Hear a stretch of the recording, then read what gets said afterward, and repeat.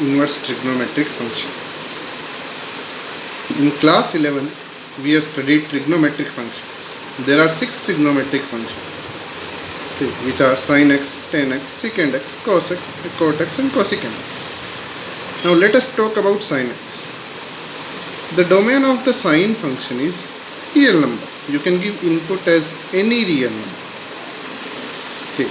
But if you talk in this domain, the sin function is not a bijective. It is not 1 1.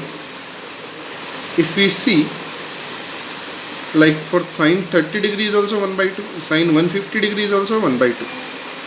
So it is not 1 1. So that's for it is not bijective. So we say the inverse does not exist.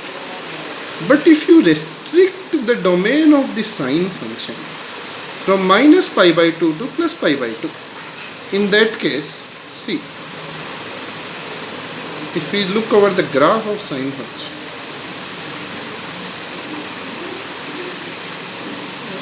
that is from minus pi by 2 to plus pi by 2, this is bijective function. In this interval, sin x is bijective function. The necessary condition for a function to exist, the necessary condition for a function to have inverse is it should be bijective. Now in this domain, sin becomes bijective. So we say that sin inverse x is the inverse of sin x. What does it mean? See, if I ask you to find the sin 30 degree, that means what? You have to find in a right angle triangle.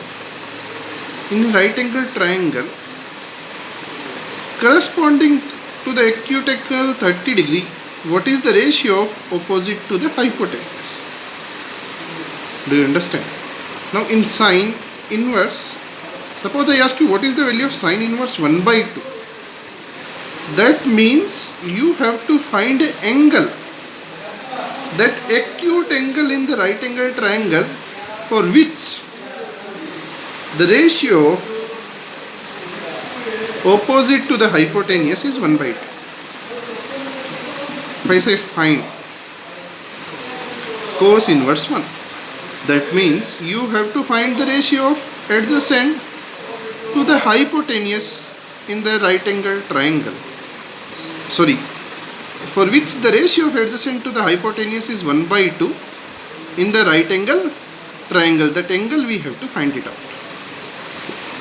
Now here there can be two things. This is said to be the argument. Now if argument is positive, we know we have a table. That table which you have studied in 10th standard, that 0 degree, 30 degree, 60 degree, 45 degree, 90 degree. For sin theta, 0, 1 by 2, 1 by root 2, root 3 by 2, 1 cos theta, 1 root 3 by 2, 1 by root 2, 1 by 2, 0, tan theta, 0, 1 by root 3, 1 root 3 infinity. This much is enough for us. Okay, if I ask you sin inverse 1 by 2, so you have to find the angle for which the ratio of opposite to the hypotenuse is 1 by 2. So if you see in this table, corresponding angle is 30 degree. Now the angle has two units, correct? Degree and radian, but we will write it in radian because it is the SI unit of angle. So always your answer must be in terms of radian. Now here your argument, this x can be between minus 1 and plus 1. Then if I say y is equals to sin inverse x, y will be between minus pi by 2 to pi. Here this is domain of sin inverse x, this is range of sin inverse x. Same way cos inverse x will be the inverse function of cos if the argument is minus 1 to 1. Some books will write it as mod x less than equal to 1. Okay, this is a mod inequality. If you solve, this is your answer.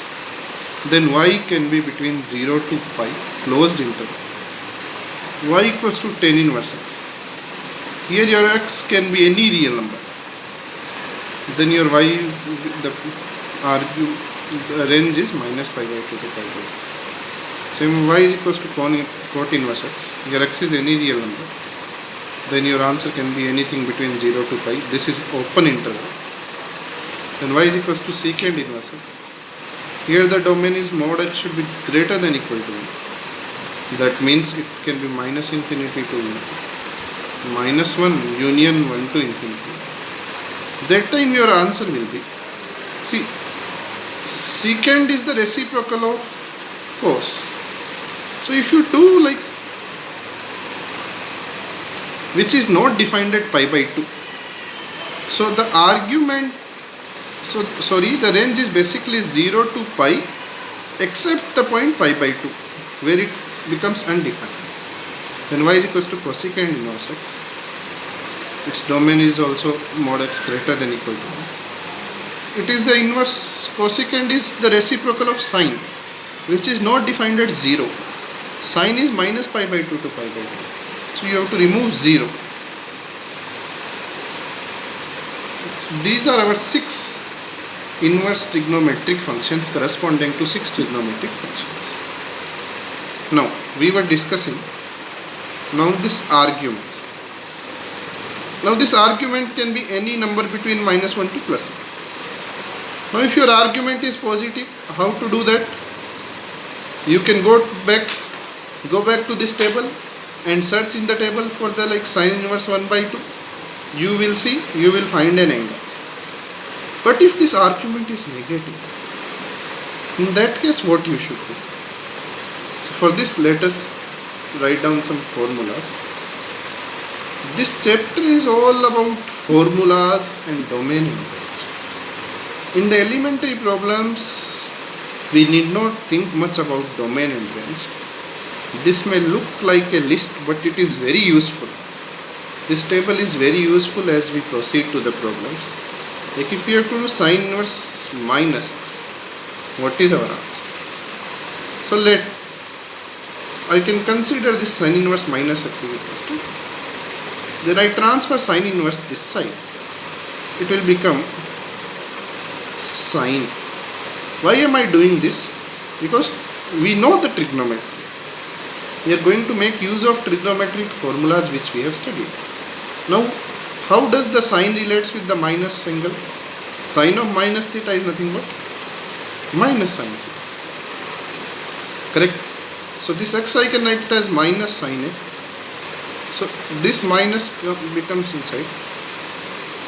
So it becomes x of sine of minus a. Now if I transfer sine inverse x is equals to minus a, or a is nothing but basically minus sine inverse x. So sine inverse of minus x is minus sine inverse x.